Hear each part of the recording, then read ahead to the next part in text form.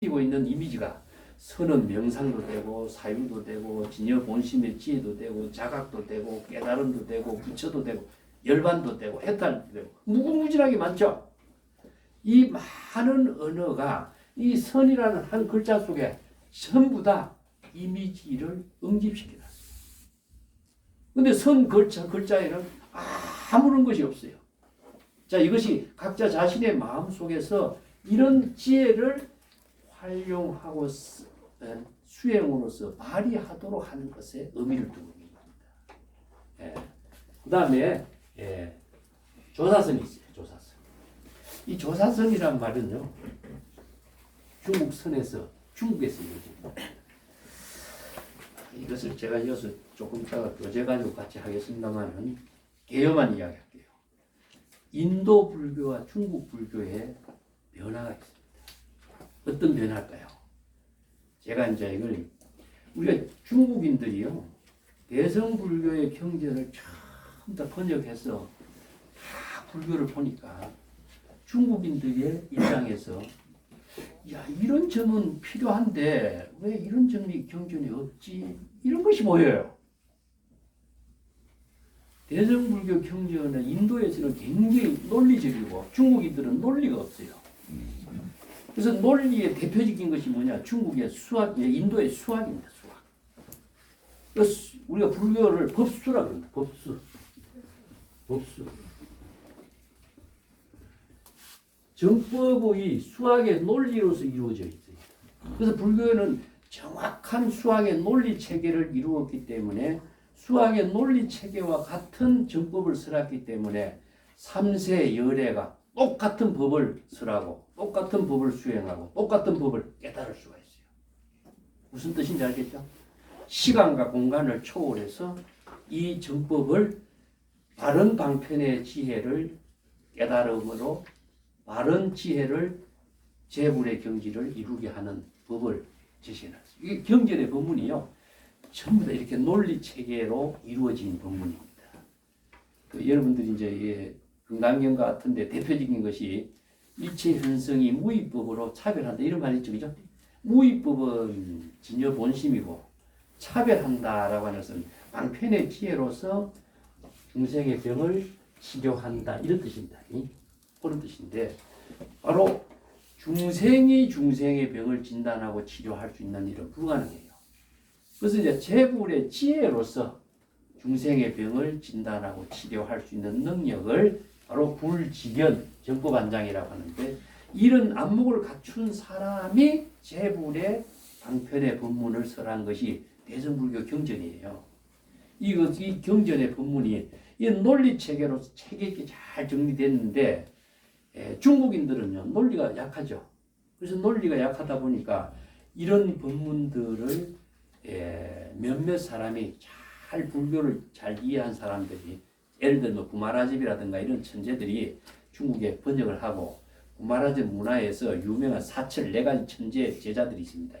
성애, 성조, 해관 이런 천재들이 같이 모여가지고 불교 경전을 연구하고 강의를 하면서 논서, 문제점들을 정리를 하는 것이 조론이라는 이런 책이 있어요.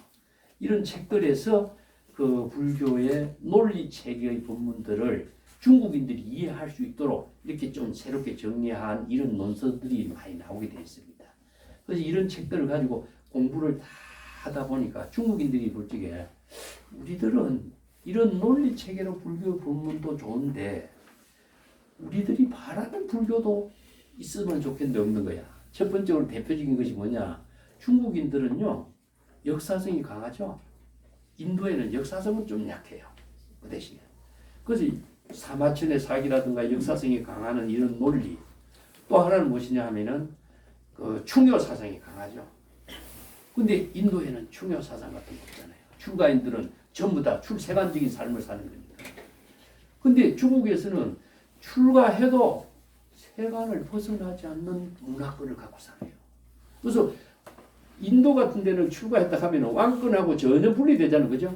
근데 중국에는 출가해도 그 성록사라고 하는 성녀들을, 출가한 성녀들을 관리하는 관리가 또 있어요. 성록사라고. 이렇게 왕권 안에서 성녀들을 관리하는 제도권 안에서의 추가 교단이 이루어져요. 그러다 보니까 사찰에서 성녀들에게 수계를 주면은 수계 개첩은 누가 줍니까? 왕이 주는 겁니다. 개첩이 없는 사람은 범죄자예요. 사도성이라고 했고. 왜냐하면은 중국에서 개첩을 갖고 있는 사람은요, 이제 세 가지 면제가 있습니다. 세금 면제가 있고요, 노무, 노역의 면제가 있고, 병역의 면제가 있는데 이 세 가지 면제를 회피하기 위해서 자기 마음대로 추가했다고 해서 사도성으로서 범죄 취급을 해요.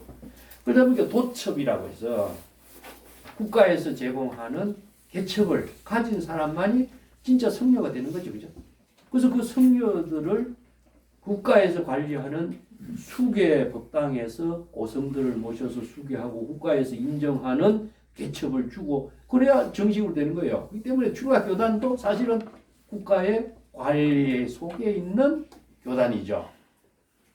자, 이게 중국인들이 갖고 있는 또 특징이에요. 이제 충효 사상, 또 중국인들이 가부장적인 사고 방식, 또 이런 사고 방식들의 문제가 있고 또 하나는 또 가장 중요한 것은 현실 긍정 사상. 중국인들은요, 논리 세계가, 논리라고 하는 것은 수학적인 논리로서 이해한다면 현실성보다도 논리 중심 사고에서 본문이 이루어졌는데 중국인들은 논리는 몰라. 우리는 현실성에서 지혜로운 삶을 이루는 문화를 강조한다. 그래서 이제 법의 문화가 도의 문화로 바뀝니다.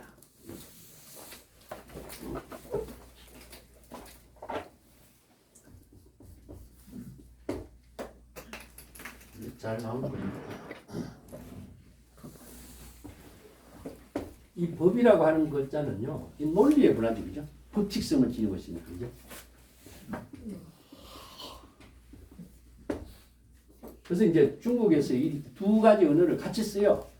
법의 문화와 도의 문화. 그래서 이제 노자 같은 데는 도법 자연이란 말을 씁니다. 그래서 여기 한 물건이 있는데 형체도 없고 모양도 없고 뭐라고 이름 붙일 수가 없다. 그래서 이 부득이 이름을 붙였는데 뭐라고 붙이냐? 도라고 하는 이름을 붙였다. 이 도는 어디에 근거를 두고 있느냐?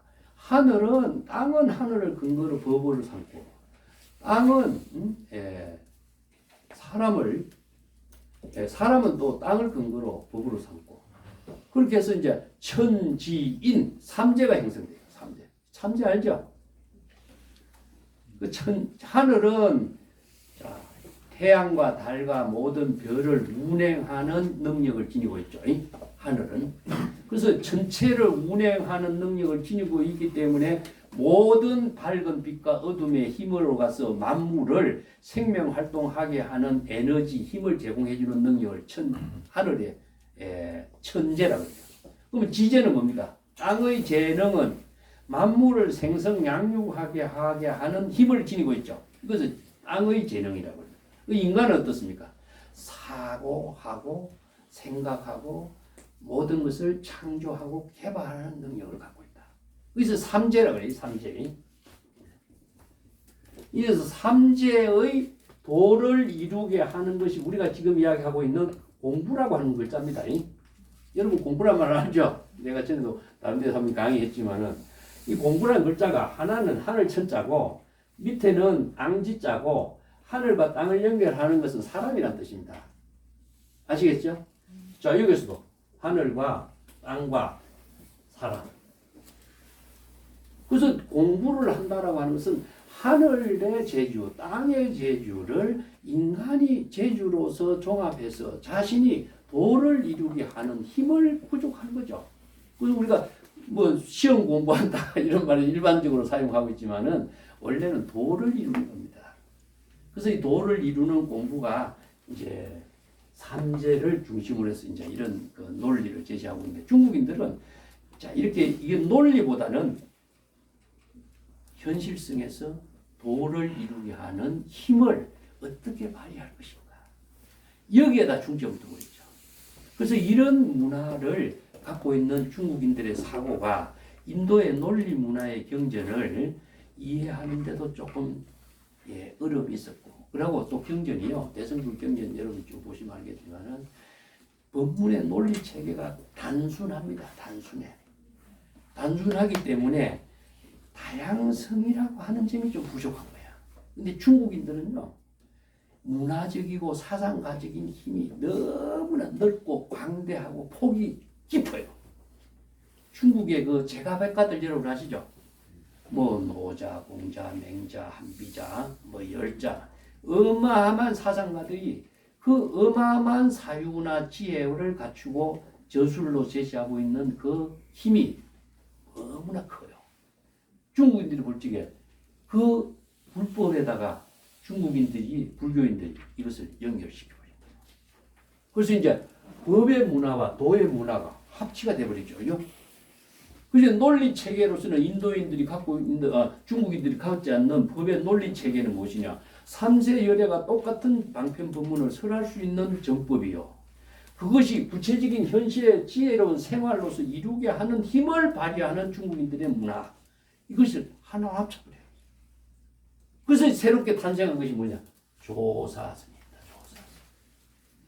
자, 그래서 이제 조사가 두 사람 더 이야기해요. 하나는 달마 조사예요. 달마는 인도의 정법을 전한 조사예요. 또 실질적으로 조사의 이미지로 등장하는 인물은 누구냐? 육조해능이에요. 근데 육조해능과 신수가 육조단경 공부에 나타나는데 두 사람이 대조적인 인물로 등장합니다. 신수는 어떤 사람이냐? 왕공기조가 아주 뭐 가문도 좋고 잘생기고 모든 것이 풍부하고 능력이 있는 사람이고 홍인 문화의 최고의 수제자. 해능이라는 사람은 어떤 사람이냐?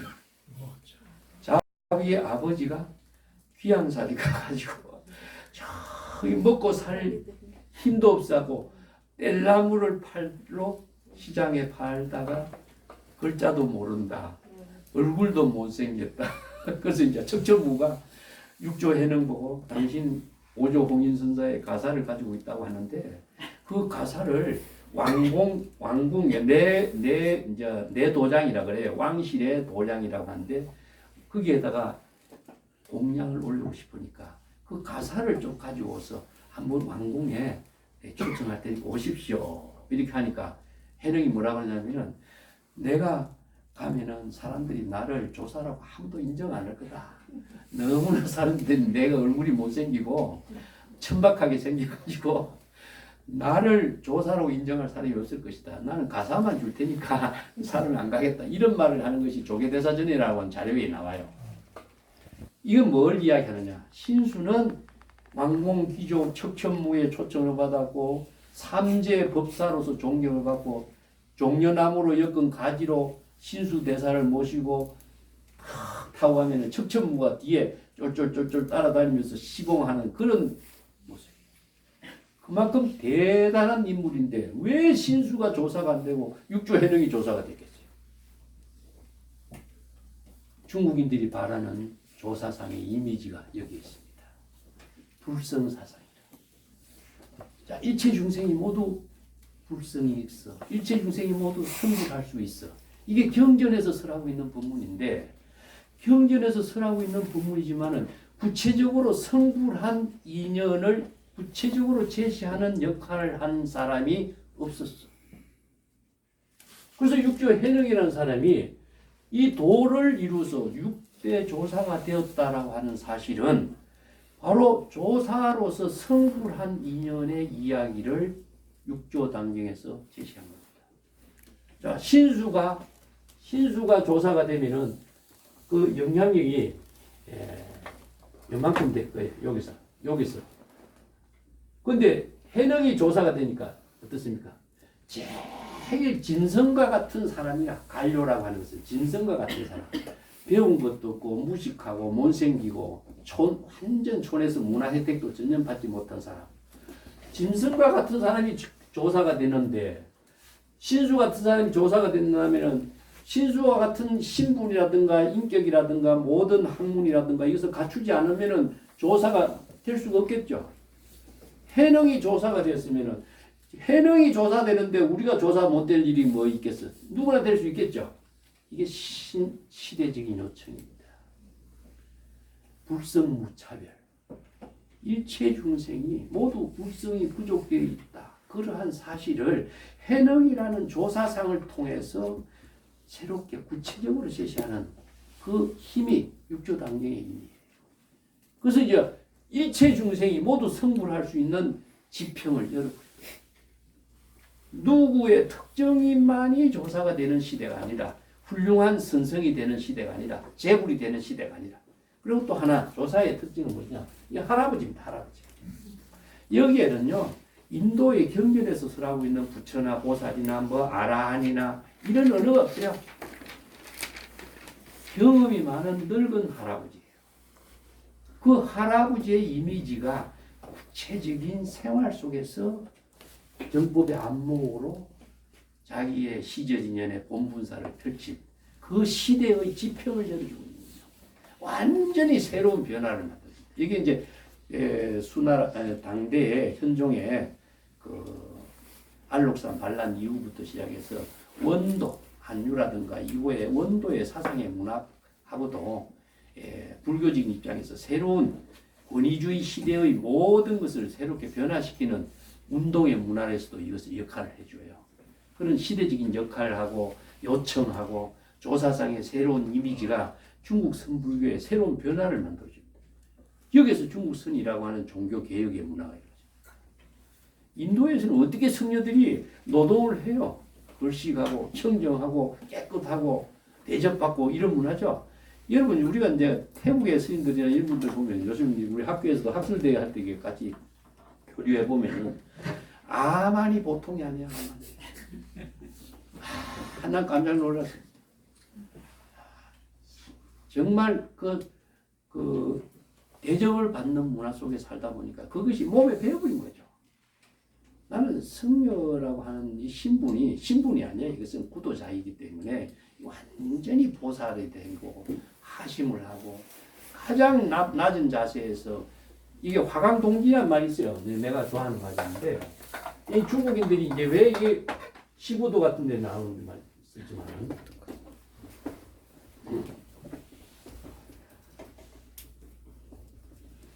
자기의 빛을 감추는 겁니다.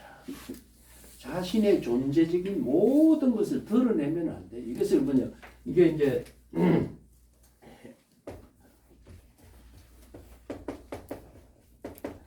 해적자의라고 하는데 이 어려운 용어로 되겠죠. 이게 이제 벽안록 같은 데 나온 말인데 자신의 모든 자취를 감춰야 돼요. 근데 보통 사람들이 다 자취를 드러내려고 그러죠. 이게 종교인 수행자의 자세가 아니에요.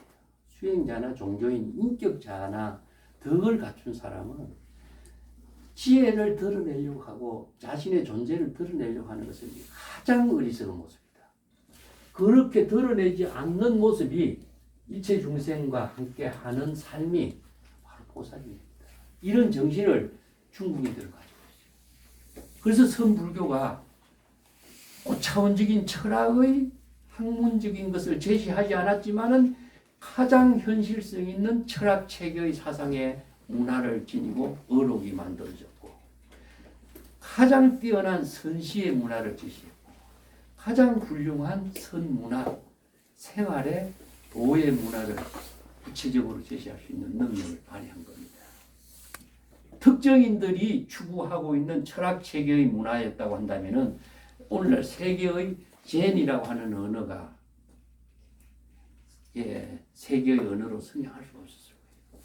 그래서 중국에서 이루어진 문화주 가운데 불교의 우리가 역경의 문화라든가 활자 금속 활자라든가 아니면은 목판 문화의 문화라든가 이런 것이 굉장히 많은 문화를 만들어냈지만요. 건축의 문화라든가 그 가운데 가장 위대한 문화가 뭐냐면 중국의 선문화입니다. 그래서 인도에 우리가 선이 인도에서 전래됐지만 인도의 선하고는 완전 차원이 달라요. 근데 기본 법의 체계는 같아요. 법의 체계는 같지만은 그 법의 체계를 구체적인 지혜로운 삶으로 승화시킨 문화는 완전히 다릅니다. 그래서 이제 오늘날 선하면요, 세계의 선하면 중국의 선을 말하지 인도의 선 이야기 안 합니다. 그래서 인도의 선이라든가 이것은 명상의 문화로서의 사유법이라든가 명상의 법이라든가 이것은 법의 문화를 만들어내는 근간이 되었지만 중국인들이 이 법의 문화와 인도의 법의 문화와 보의 문화를 합쳐요. 그래서 중국인들에게 새로운 선의 문화를 만들어요. 그래서 이 글자가 한 글자가 상징하고 있는 힘이 있지만 선이란 글자는 법, 도가 다 여기 응집되어 있습니다. 이것을 같이 우리가 이해하도록 내가 좀 뭐 여러 가지 좀 두서없지만 개괄적으로 이야기하는 거예요. 예. 그 이야기 하다 보니까 시간이 많이 지나는데 좀 쉬는 시간도 없이. 잠깐 5분만. 좀 교제한다는 좀 보고 넘어가야지. 이 바뀌었는데. 잠깐.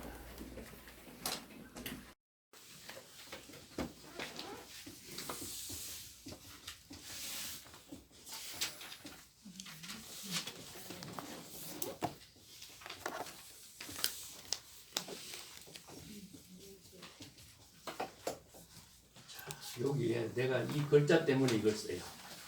행도라고 하는 글자가 있죠. 이 선이라는 걸 중국 사람들이 번역을 하면서 도와 선이라는 글자에 직결시켜요.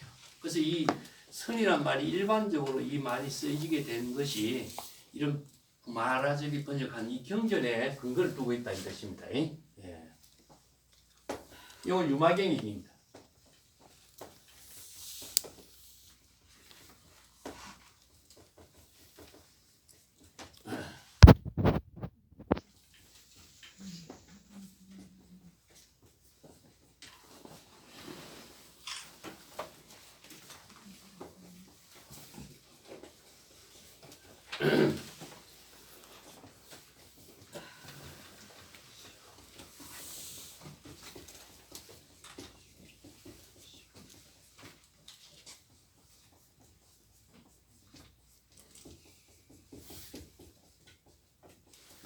요새는 핸드폰으로 푹 찍어도 이렇게 쓰기보다도 찍는 게 더 빠르겠네. 여기에도 행선이라는 글자가 있어요. 이거 때문에 내가 썼습니다. 여기 불교 사상의 아주 함축적인 그 개성이 몇 가지 더 있습니다만은 여러분들 5분 시간에는 요 두 개성을 쓰고 하면서 이거 뭐 금방 몸에 익힐 겁니다.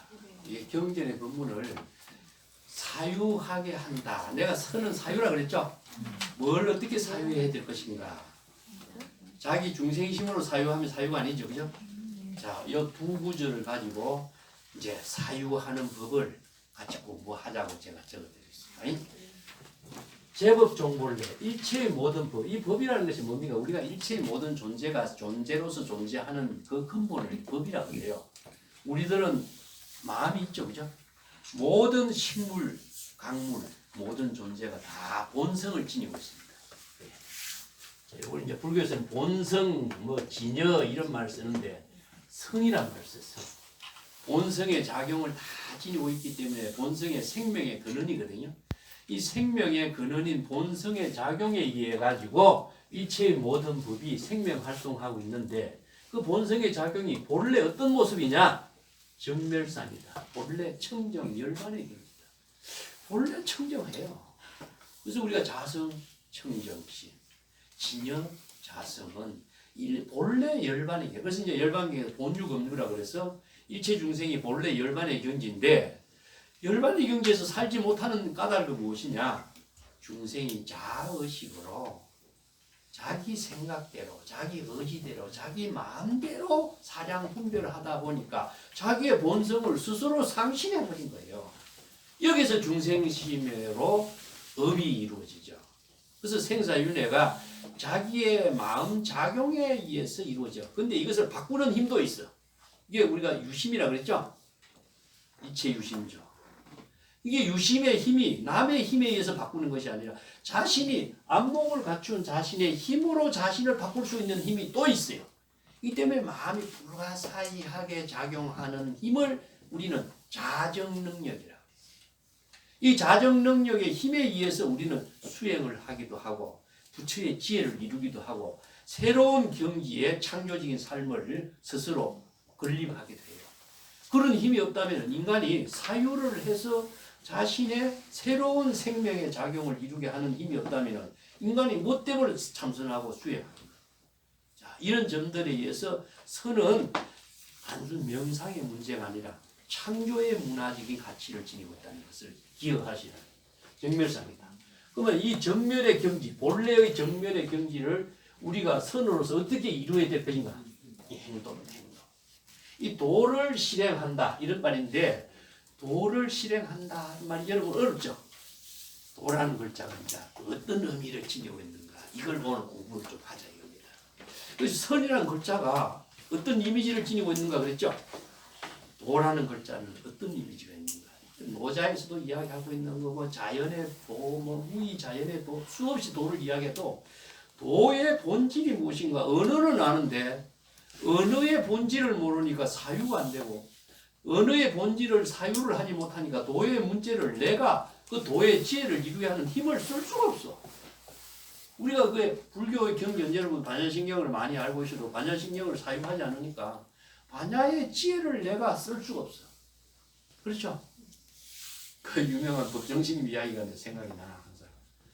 그 어떤 시골 할머니들이 팔만대장경 구경하고 내려오니까 아 여기 행사에 입장료 내고 들어왔는데 팔만대장경 어디 있습니까? 하니까 아, 당신들 지금 보고 온 게 그 팔만대장경 아닙니까? 하니까 할머니들이 아 저 빨래판 같은 거요.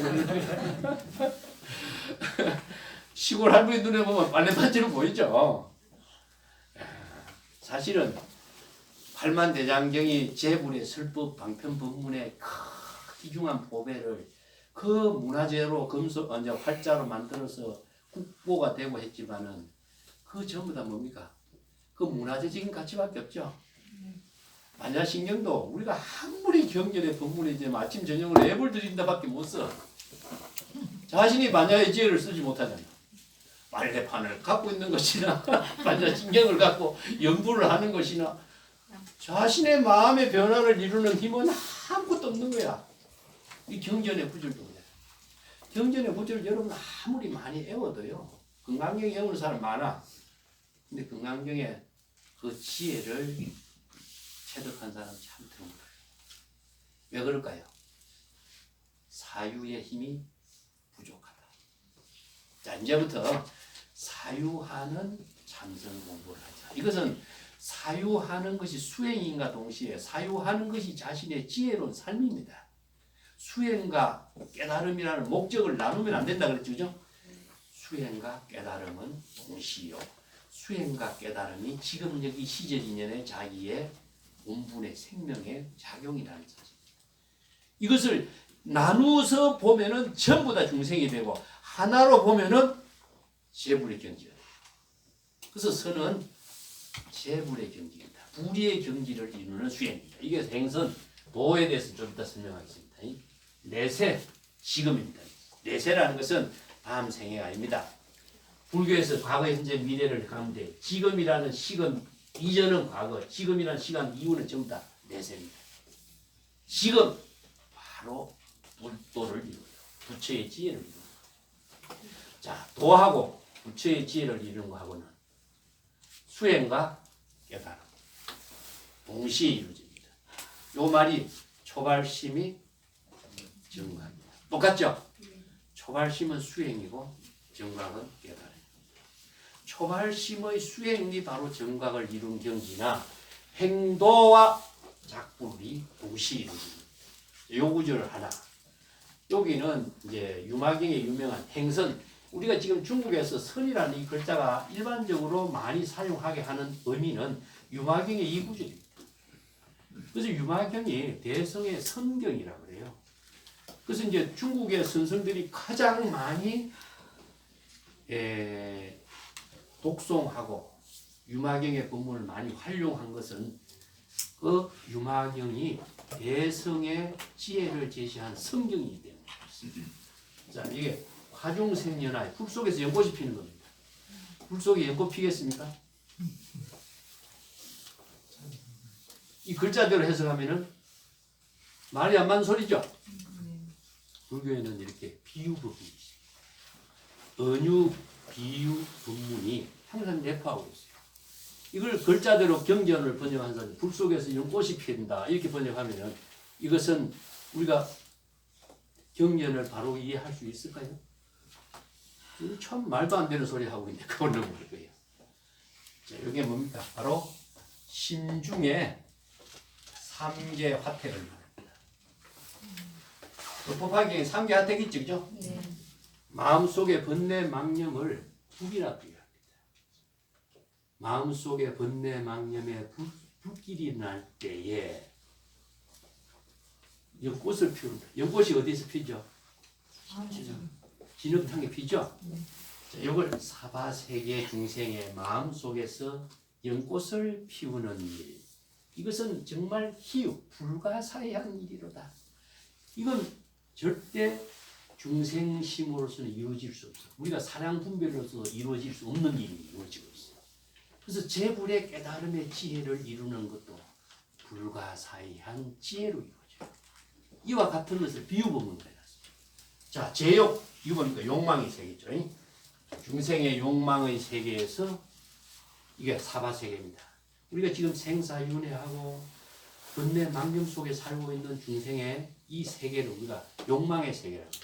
이 중생의 욕망의 세계 가운데에서 행선, 참선 수행, 발심 수행하는 사람은 불가사의한 일이 역시 이와 같이 이루어지고 있다. 자, 발심 수행하는 참선 수행이 불가사의한 깨달음의 지혜를 이루는 거예요. 자, 여기서 행선은 무엇이죠? 도를 수행하는 거죠, 그죠?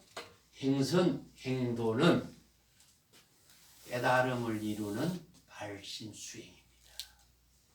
그래서 발심 수행을 우리가 깨달음을 이루기보다도 수행하기가 더 어려워요. 그래서 깨달음을 이루려고 해서는 안 돼요. 수행하는 일을 본분으로 해요. 그래서 초발심이 정강을 이루게 하는 불법의 수행이 열반경에서는 발심하고 필경 깨달음하고 두 마음이 있는데 발심의 마음을 일으키기가 더 어렵다. 발심을 일으키기 마음이 바로 깨달음을 이루는 힘이 되거든요. 여러분 선의 지혜라는 이 책을 열어보세요. 이 책에 115페이지 한번 열어볼까요? 제가 도에 대해서 좀 이야기를 하고자 합니다. 선하고 같이 이해하는 언어로 도라고 하는 말을 좀 이해하도록 하겠습니다.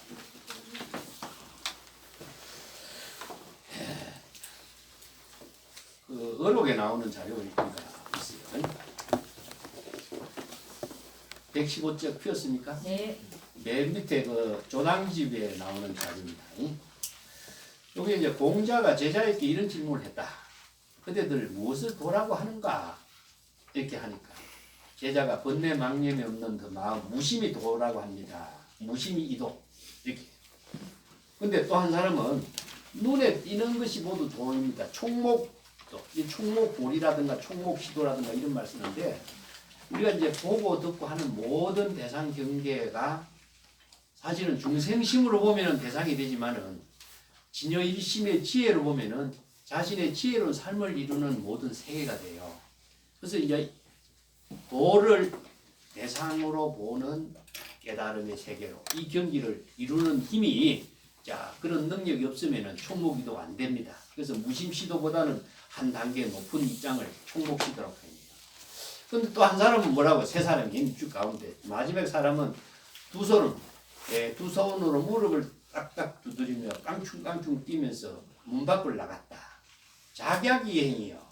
이거 작약이라는 까치가 깡충깡충 뛰어나가는 것과 같은 입장, 그 행동을 작약이행이라고 합니다. 그래서 공자가 이제 세 사람에 대해서 평가를 해요.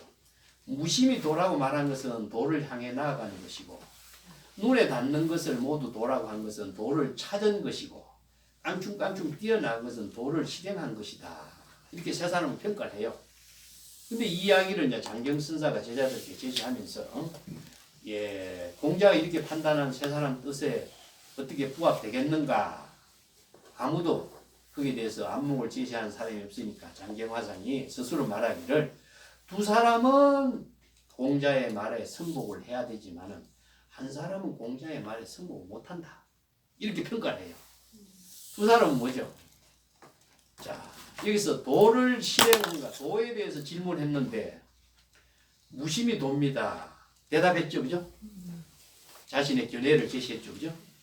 한 사람은 눈에 띄는 거, 일체의 모든 대상 경계가 바로 도의 세계 아닌 것이 어디 있습니까? 일체의 모든 존재가 각자 자연 법의로 이루어진 세계가 도의 구현이다, 도의 실행이다, 도로 나타나는 현상이라는 뜻입니다. 이게 도가 일체치에 편만되어 있는 세계를 그대로 관찰하고 여실하게 제시했으니까 도를 발견한 능력이 있다. 이렇게 본 거지, 그죠? 근데 세 번째 사람은 말을 하잖아요. 어떻습니까? 행동으로 깡충깡충 이어나가죠. 우리가 유마경에 이런 부분 있죠?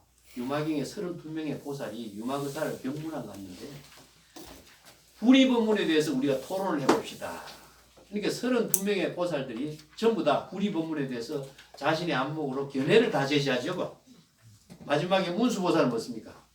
구리법문의 경지는 언어 문자로 설명할 수 없는 경지입니다. 언어 문자로 설명할 수 없다 하면서 언어 문자로 자기가 이야기했죠. 유마거사는 어떻습니까? 신묵을 지켰다. 그렇죠? 도라고 하는 것은요, 언어 문자가 초월된 경지에서 진여 본심의 지혜가 작용하는 것을 도라고 합니다. 자, 도의 세계가 중국인들이 이야기하고 있는 도는 자연이 도다라고 하는 것은 외부의 힘이 작용되지 않고 자연 그 자체가 자체적인 생명의 작용으로 이루어진 세계를 도라고 했는데 이것이 너무나 애매해. 그 중국에서 도를 이야기하는 사람들이 공자도 도를 이야기했고 노장자도 도를 이야기했어. 그래서 불교에서도 도법이라고 해서 선을 도라고 연결시켜갖고 이야기했는데 이 세 개가 유교와 도교와 불교 선하고 똑같이 이야기를 많이 하지만은 내용이 달라요. 그 다른 점이 어디 있을까요? 공자의 유명한 조문도 석사가예요. 아침에 도를 듣고 저녁에 죽어도 좋다. 이런 말을 했죠. 자, 여기에 문도의 의미가 뭘까요? 여기 찍어보겠습니다. 응?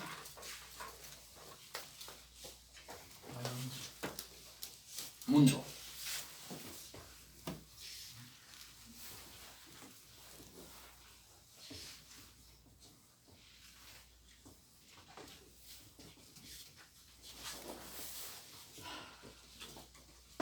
이게 문도라고 하는 말이죠. 아침에 도를 듣고 저녁에 죽어도 좋다.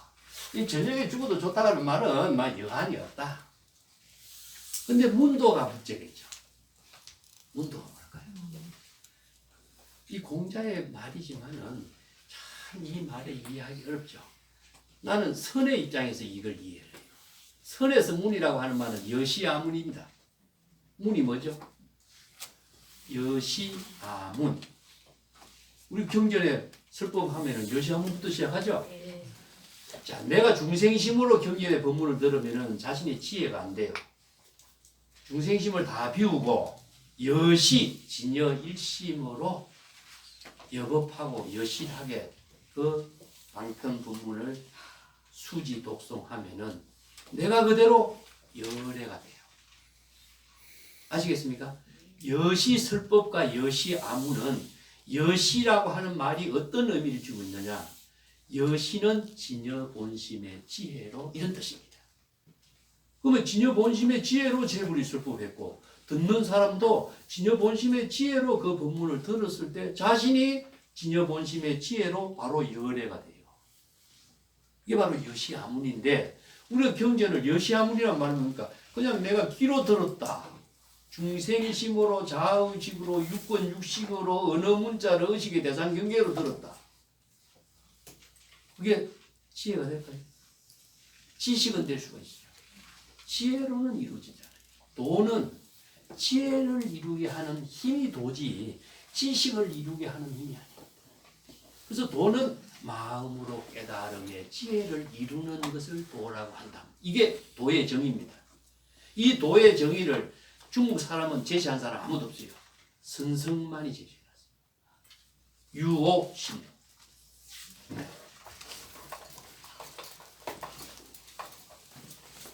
도는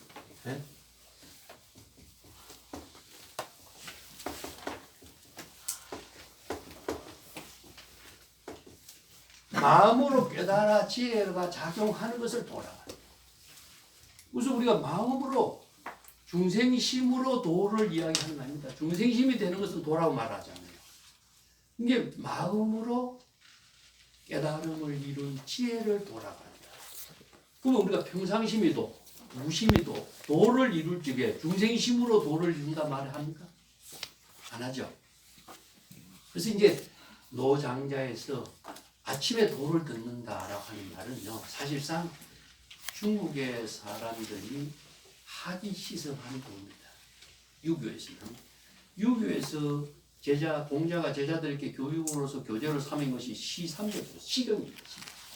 시경 300수를 가르치고 시를 쓸 줄 알게 하고 시를 이해할 수 있고 시로서 대화를 할 수 있는 능력을 갖추도록 해야 돼요. 시를 알아야 사물을 보는 관찰의 지혜와 안목이 있고 시를 써야 사람과 대화를 하고 시를 쓸 수 있어야 많은 사람들을 만날 수 있다. 이렇게 시를 모르는 사람은 지식이 아니라 중국에서 사대부가. 그래서 도를 아는 것은 고전을 통해서 지혜를 인이애지신의 지혜를 능력을 갖추는 힘을 인이의 도를 갖추는 힘을 경전 고전을 통해서 학이 시습해서 그 경지를 자신이 능력을 갖추는 힘을 문도라고 합니다. 이 문이라고 하는 의미는 뭐죠?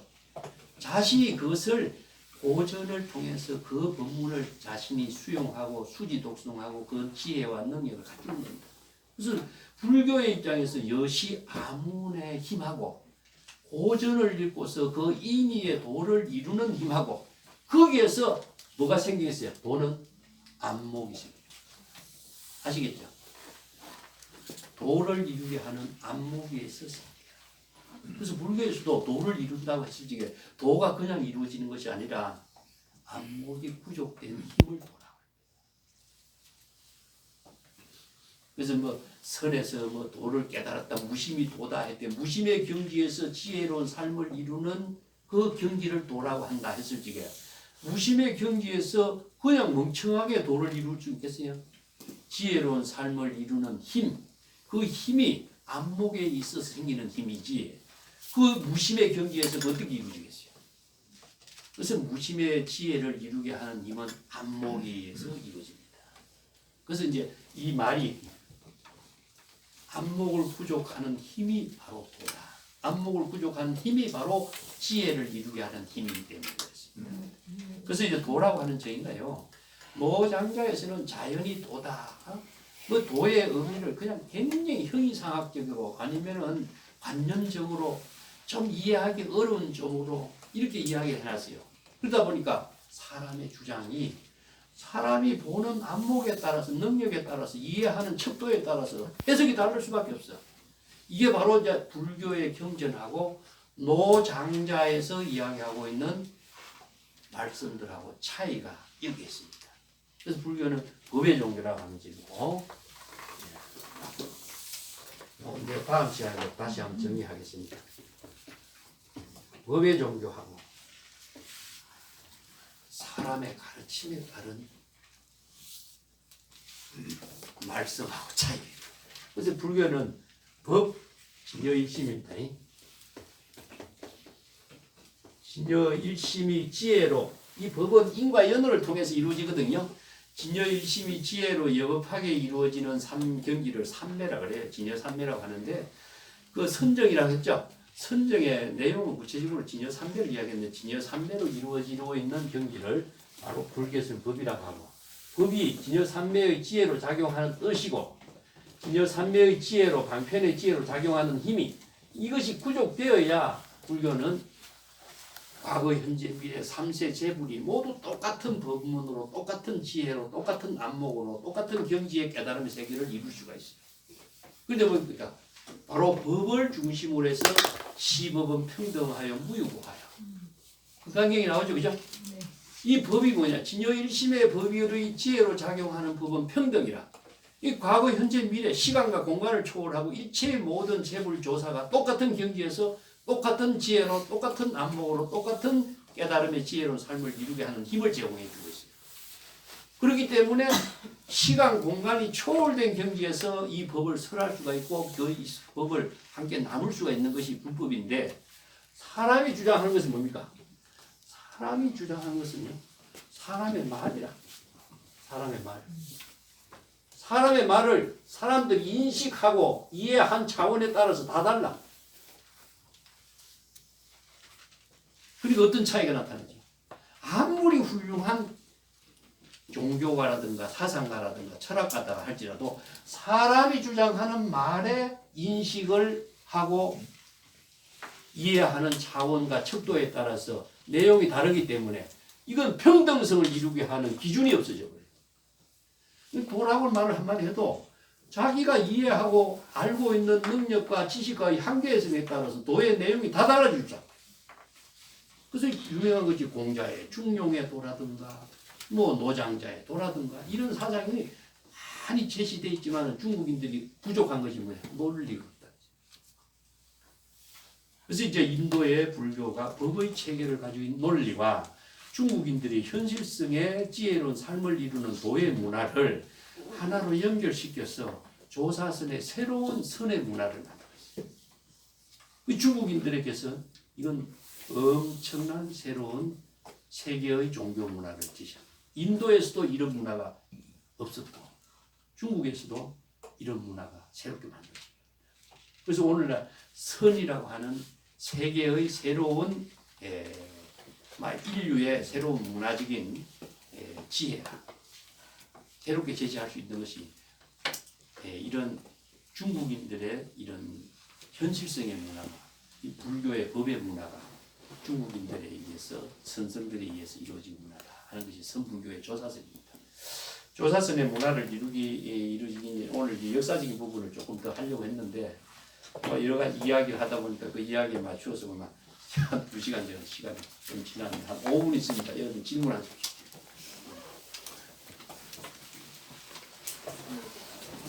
선생님, 네. 그러면 당시에는 선불교를 뭐라고 불렀습니까? 당시에는 지금 선불교라고 하는 것은 이제 그 스스키 다이제스트가 새롭게 붙인 이름이고 그냥 선이라고 하는 말 붙이고 그냥 도라고 하는 말도 붙이고 그래서 대표적인 것이 평상심시 도, 무심이 도 그리고 이제 또 하나 무엇이냐 하면은 정도가에서 선이라는 언어를 대변화시키는 언어가 행주자와 어묵동정 정도가입니다.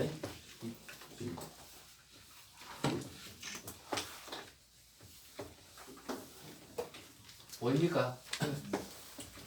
행, 주,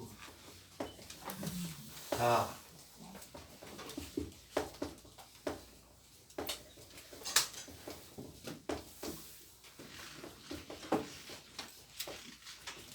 어묵동정이 총시, 선. 이 한마디로 이겨집니다. 이 행주자는 행주자와 어묵동정이라고 하는 것은 인간이 모든 일상생활하는 일을 말하죠. 그죠? 이걸 사위라고 하는데 행주자와 일상생활하는 말하고 침묵하고 이제 이것은 이제 움직이고 조용히 있는 이것은 이제 인간의 일상생활 전체를 행주자와 어묵동정이라고 하는데 이 행주자와 어묵동정이 언제 이루어지죠? 지금 여기저기지. 예. 그래서 이제 선이란 말은 다른 말로 한다면 지금 여기 자기의 본분사다 이렇게 합니다. 시절 인연에 따른 본분사다. 자, 요것은 이제 임재는 수처작주 이렇게 표현해요. 이건 나중에 이제 이런 것을 연결해서 다음에 이야기해요. 수처작주라고 하는 말은 시절 인연에 따른 생명의 작용이다. 그 지혜의 생명이다. 그 중생의 생명은 업을 짓는 생명이지만 지혜의 생명의 작용이다. 이렇게 표현할 수 있는데 모두가 행주자와 어묵동정 그 자체 모두가 지금 여기 자기 본분사로서 이루어진 그 자체가 전부 선이다. 그 선이라고 하는 언어가 상징적으로 지니고 있는 힘이 무엇이냐? 바로 풀면은 지금 여기 자기 본분사다. 이런 뜻이 되죠. 그래서 이제 이 하나의 언어가 지니고 있는 상징성이라고 하는 것이 중국의 언어가 지니고 있는 하나의 도시적인 사고다. 나는 그렇게 봅니다. 여러분 붓글씨로 선이라는 글자를 떡 써놓고 왜 저렇게 써놨지 이제 생각해볼 문제가 있죠. 사유해보자는 거죠. 만약에 도라는 글자를 써놔도 왜 도를 써놨지? 도의 본질이 무엇인가 하는 것을 언어라고 하는 그 방편의 언어를 자신의 일심의 지혜로서 작용하게 하는 언어로 변화시키는 힘을 찾아내는 겁니다. 그래서 사유하게 하는 힘, 지혜를 이루게 하는 힘, 그것을 그 하나의 상징적인 언어 문화를 통해서 자신이 되찾아보자는 거죠. 그래서 우리가 붓글씨 같은 걸 많이 쓰는 것도 그런 의미를 두고 있습니다. 방편의 지혜를 이루게 하는 인연을 그런 이제 글을 통해서 방편 본문을 다시 보는 거죠. 다른 질문 있습니까? 여러분 뭐 질문도 항상 같이 하면서 같이 또 가능하면은 또 토론도 하고 같이 문제점이 있으면은 서로서로 조금 논의도 하고 하는 그런 시간도 중요해요. 그렇게 그런 거 방해하지 말고 저도 제가 여러분들하고 같이 대화 답변할 수 있을 만큼 그 능력이 되는 만큼만 이야기할 테니까 같이 시간을 설정하고 부담 없이 질문도 하시고 또 책도 좀 읽어보시고 요 책하고는 내용이 비슷비슷합니다. 하고 내가 이런 책자를 좀 몇 권 쓴 것이 있는데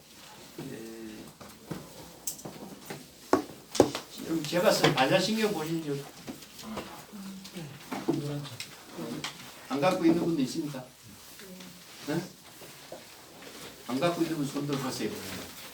지난번에 공부할 때 나눠드렸고 그럼 다음 시간에 제가 반야신경을 갖고 오겠습니다. 반야신경을 왜 필요하냐면은 우리가 인식구조 체계가 반야신경이 다 있어요.